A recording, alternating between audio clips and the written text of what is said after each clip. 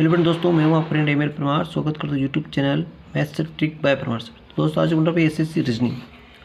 देखिए दोस्तों, 92 से 49 कैसे बने, तो 83 से क्या बनने वाला है ना।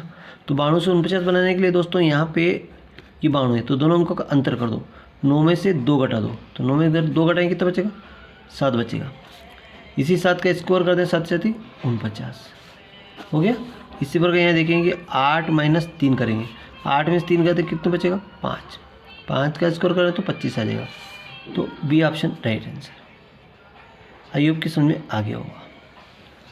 अगला क्वेश्चन देखिए फाइंड द मिसिंग नंबर। दोस्तों मिसिंग नंबर फाइंड करना यहाँ पे है 2, 3, 5, 7, 11, 13। अब दोस्तों यहाँ पे अंतर अगर 1 का है, यहाँ अंतर 2 का है, यहाँ पे अंतर 2 का है और 7 में 4 11, यहाँ पे 4, यानी कोई एक निश्चित अंतर नहीं आ रहा है।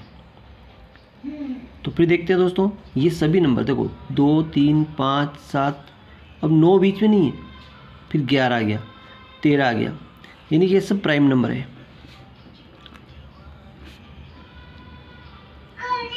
प्राइम नंबर तो अभाज्य संख्या। तो अभाज्य संख्या 13 के बाद कौन सी आएगी दोस्तों, 13 के बाद अभाज्य संख्या आएगी दोस्तों 17। 13 के बाद कौन सी आएगी, 17। C option right answer. बढ़ते अगले क्वेश्चन की ओर। देखिए अगला क्वेश्चन किस चीज़ प्रकार है। देखिए किसी वस्तु को बेचने पर 12% लाभ होता है और 13% हानि की अपेक्षा 625 रुपये अधिक मिलते हैं। 13% लाभ होता है, हानि होती है, फिर भी उसको 625 रुपये अधिक मिलते हैं, तो क्रय मूल्य बताइए। अब ऐसी स्थिति में दोनों क्या करें दोस्तों, देखिए यहाँ पे लाभ कितना है 12% और हानि कितनी है 13%। अब बता दो दोस्तों, यदि एक लाभ और एक हानि हो तो जुड़ेगा, तो क्या होगा, जुड़ेगा। अगर दोनों हानि हो तो घटेगा, या दोनों लाभ हो तो घटेगा। अब यहाँ पे एक लाभ और एक हानि है, तो ये क्या होगा, जुड़ेगा। तो 12 और 13 कितना होगा, 25%।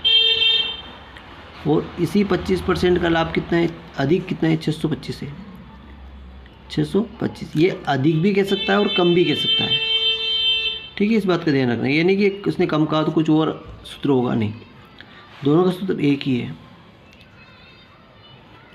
25 से कम 25, 25 चौक 25, 25 625।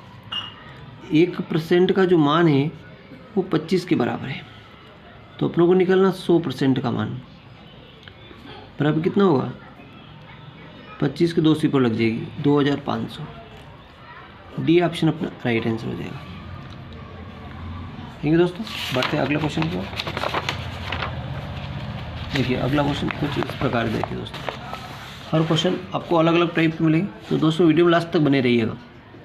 अगला क्वेश्चन देखिए, प्रथम 60 तक विषम संख्याओं का योग ज्ञात कीजिए। अब इसने 60 तक की कहा। देखिए पहली संख्या क्या होगी, 1। विषम संख्या की बात करें 1 + 3 + 5 + 7। अब अपन दोस्तों 4 तक गए, 7 तक गए, लेकिन संख्या कितनी मिली, 4, आधी मिली। अब ये कह रहा 60 तक कह दिया इसने, लास्ट संख्या अपनी कौन सी रहेगी, 60 तक कह दिया। तो 60 तक मतलब देखो ये होगी 59 + 60, ठीक है, बात खत्म। तक की कह दिया इसने, आगे जाने की नहीं कहा है। तक अगर आ जाए तो 60 तक, ठीक। अब दोस्तों विषम संख्या की बात कर रहा है, तो 60 तक में देखेंगे अपन कि 30, 60 की आधी 30 सम होगी और 30 विषम होगी, ठीक है, बात ध्यान रखना। 60 में 30 सम होगी और 30 विषम होगी, तो अपना विषम संख्या का योग ज्ञात करना। और विषम संख्या के योग का फार्मूला क्या होता है, विषम संख्याओं के योग का फार्मूला तो दोस्तों n²। विषम संख्या के योग का फार्मूला क्या होता है, n²। तो n का मान कितना है दोस्तों, 30 है। तो 30 का स्क्वायर, 30 का स्क्वायर कितना होता है दोस्तों? 900 होता है। 900 किसी ऑप्शन, डी ऑप्शन अपना राइट आंसर हो जाता है। आई होप की समझ में आ गया होगा। बढ़ते अगले क्वेश्चन की ओर। देखिए अगला क्वेश्चन इस प्रकार है कि 1 का स्क्वायर, 2 का स्क्वायर, 3 का स्क्वायर, 4 का स्क्वायर क्रम से आ रहा है और कहाँ तक जाना है अपनों को? 15 के स्क्वायर तक जाना है। तो इसका योग क्या होगा? अब दोस्तों एक प्राकृतिक संख्या है, इनका क्रमागत संख्या है। इनका जो योग का होता है, योग का जो फार्मूला होता है, वर्गों का योग का फार्मूला होता है, देखो प्राकृत संख्याओं के वर्गों के योग है ना, इन सब के वर्गों का योग करना है। तो फार्मूला क्या होगा दोस्तों? n+1 2n+1 अपॉन 6 आएगा। ठीक है, n का मान दोस्तों क्या हो जाएगा? जो बड़ी संख्या है, ये संख्या कुल मिला है कितनी? 15। तो 15 आ गया और 15 + 1 हो गया, 2 × 15 + 1 अपॉन 6 हो गया। तो ये 15 ऐसे ऐसे रह जाएंगे। 15 ने कितना हो जाएगा? 16। 15 × 30 ने 31 हो जाएगा, बट्टा 6 हो जाएगा।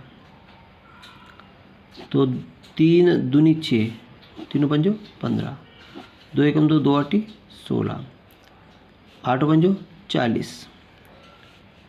तो 31 × 40 हो जाएगा। 31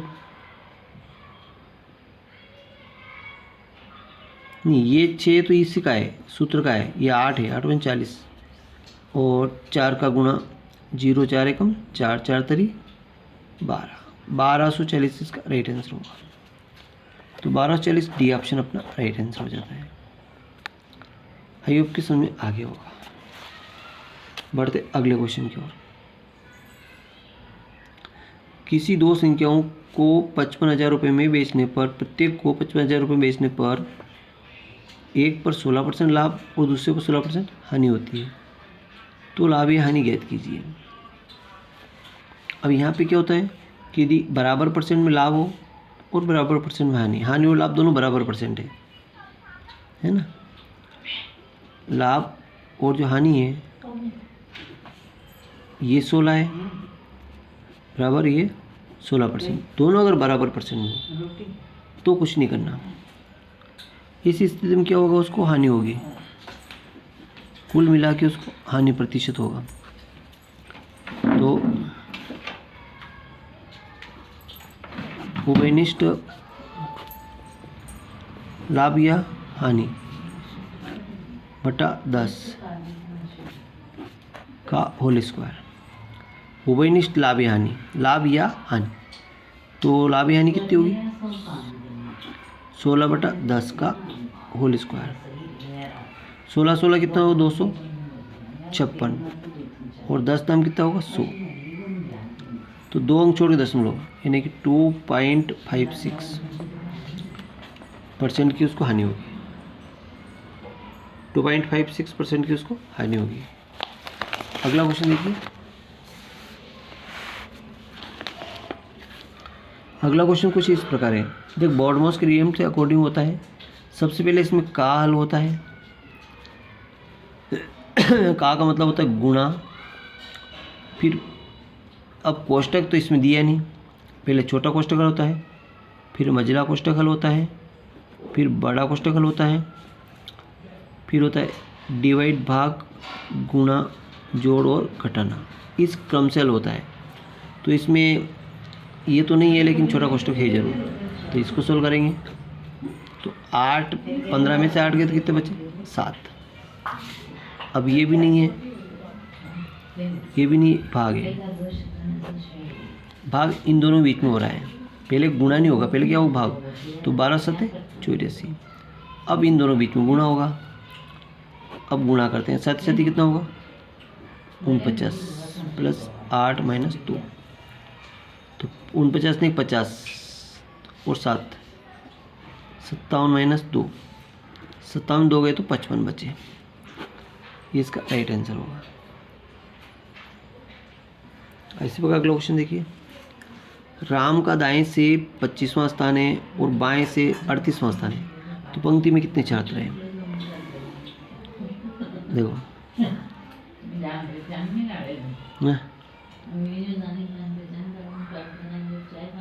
दाएं बाएं, देखो इस साइड से यहाँ राम खड़ा है, तो इसका इधर साइड से कौन सा स्थान है? 25वां स्थान है। और इस साइड से कौन सा स्थान है? 38वां स्थान है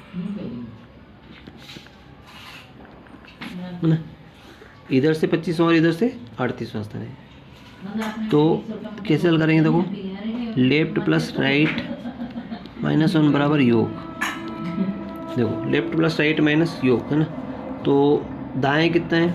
लेफ्ट, बाएं से 38वां